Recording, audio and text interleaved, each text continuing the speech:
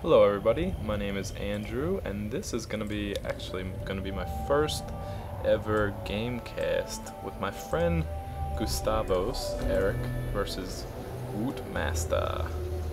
Alright, so it looks like Eric got off to a slow start.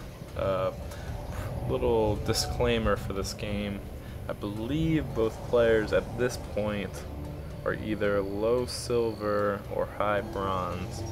So some of the things like APM are going to be a little bit lackluster, but still should make for a fun game to watch. Let's check out Wootmaster. Again, simple things like having this idle probe. He probably just didn't, he didn't have any waypoints set. And I guess this unit kind of blends in with the Nexus, so it's going to be tough to see for a little while. Little friendly note, you can hit F1. It will target an idle probe, so that's always good to have. I hit it every once in a while just to see if I have any probes idling randomly. Another good thing, take a unit, build, and then shift, right click back to the minerals. That way they don't have to be idle and you don't have to sit there watching them build anything. Basic stuff. So we have a gateway coming down. I think Gustavus is a little bit late just because he was on the phone or something at the beginning of the game. So, check out the units. Yep, Wootmaster actually getting a little behind on probes because he opted for that early gateway. Gustavus going for one on 13. Looks like Wootmaster had his down at 11, which is very early, especially for this long of a walk. And Wootmaster scouting for that expansion. I do know that my friend Gustavos does watch a lot of matches, so he has a lot of the fundamentals. Just needs to put everything together. And this is one of his earlier games, so he has gotten a little bit better since. And I'd also like to know, oh, look at Wootmaster. He has the unit idling in the same type of position, only at the opponent base, so that's good to know. One gateway going down, and Wootmaster already has his cybernetics core, being a little bit passive with this chrono boost. Up, and there it goes. Thank you, Wootmaster, for listening to me. So we have one Zealot coming out. Probably going to be able to deal with this probe.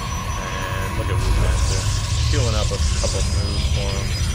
I don't know if those were the best moves to do, but I like to do that because I don't have that high APM, and it lets me move my probe around the base without having to actually be moving it at all times, so I can focus on my base. It does look like the Zealot got a pretty easy kill. Let's check out the units lost. So it's 1-1, pretty even. Back to the units. Looks like Wootmaster has been a little bit more active about getting out these probes. Not sure why he hasn't gotten any stalkers. He doesn't even have a Zealot out on the field right now. Gustavos has his first assimilator, going for the cyber core and the 2-gate. Whereas the Wootmaster is doing the same. He just took his second gas, and he is getting that early warp gate. Warp gate being one of the best abilities for Protoss. You can warp in wherever there's a pylon or a warp prism in its secondary mode, and he is doing a nice little block off. So if Gustavos wanted to bring any of his Zealots up into the base, Wootmaster would have a pretty solid defense.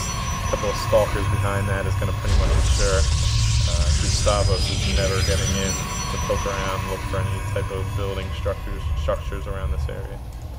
So he does have the second assimilator, but there aren't any units inside of it, so that could be interesting. And Gustavos is just getting supply box here, so he decides, what the heck, I'm just going to chrono boost out the warp gate, and here comes the pylons. Oh, I'm just going to chrono boost everything. That's another thing that I like to do, especially at the lower levels. Just use the chrono boost. If you're trying to save it for something, you might forget early on at these lower levels.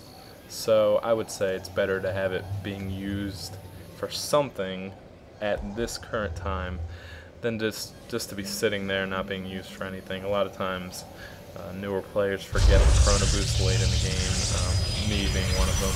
And again, little things like this. Look, the assimilator still hasn't been been being used this whole time. That's a little bit extra minerals you could have later in the game. So we do have the Robo Bay coming up. What is he gonna get out of it? Observer? No.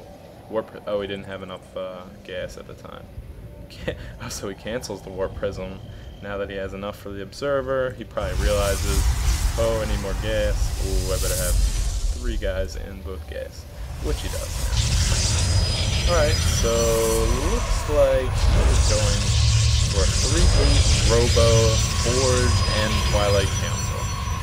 Now that is very overextended at this point on one base. Again, he's not even using the Chrono Boost, really, because he probably can't afford to. Look at this, he's pretty much broke at this point. And look at all these structures, not really building anything. A Robo Bay.